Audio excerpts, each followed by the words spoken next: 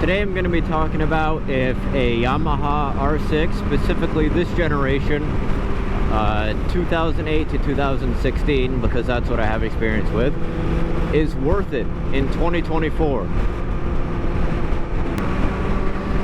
You know, man, like it's my dream bike and I got it, so you might think, okay, you're going to be biased. And yes and no, I am very critical of this bike as a useful street bike. Is it the best 600cc? Maybe. It is one of the best cornering 600cc's. But we're going to be talking about street bikes because, let's be honest, that's what most people are probably going to be using it for mostly. Unless you get a track bike, which the obvious answer will be yes. But is it worth it as a street bike in 2024? Not really. Unless you really want one, I'm gonna be the first to admit that it's probably not worth it.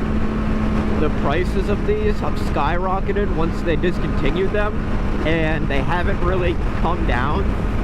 I mean, you're seeing like low mile, this generation, like a decade-old bike, people are trying to sell them for like 8 grand. Don't even get me started on like the, what is it, the 4th generation, the newest generation. Now, is that worth it if you just want the best bang for your buck? Absolutely not. There are plenty of more modern motorcycles that are cheaper than a used R6 that are way better street bikes. They're lighter, they're more comfortable, they have more usable power down low. Some might even say they look better. They have better technology with like traction control and different modes. So if you just want a good bang for your buck street bike, the R6 ain't it. And I knew that when I bought it. But like I said, I got it because it was my dream bike. I fell in love with it when I was a kid. Loved the way it looked. Loved the way it sounded. And so when it was time for me to decide to get a motorcycle, I chose this one. I can acknowledge, and I think most R6 riders that ride it on the street can acknowledge, there are way better bikes that do like the same job. Now I will park somewhere up here and I'll give you like a little walk around,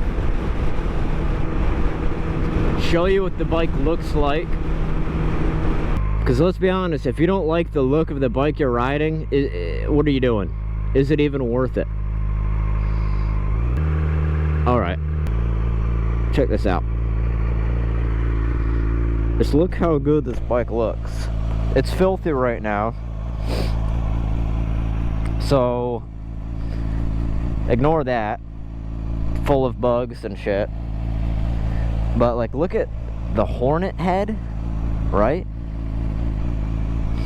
And then you've got this side profile right here. Very sharp.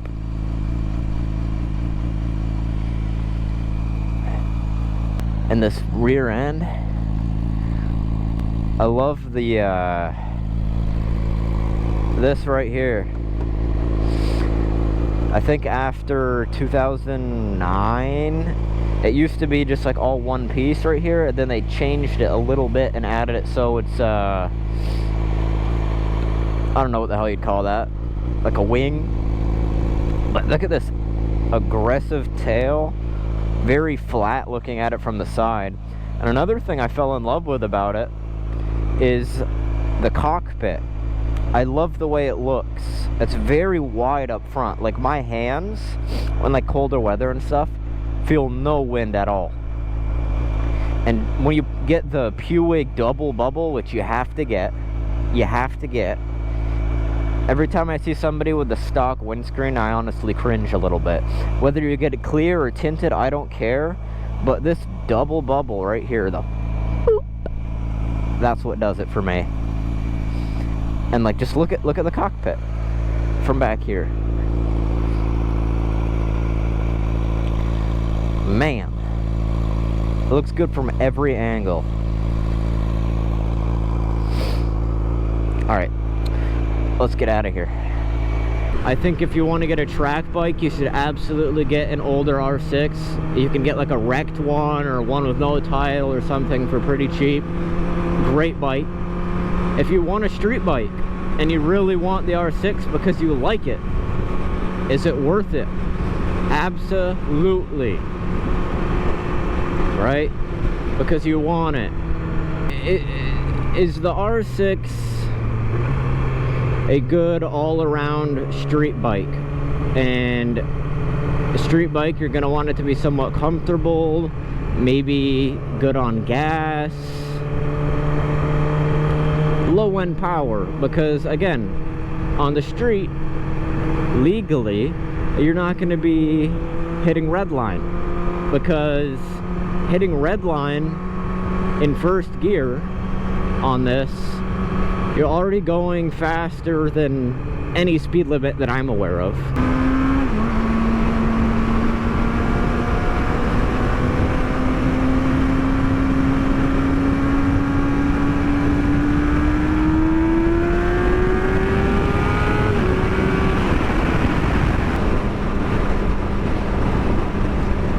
I'll wrap it up right there, guys.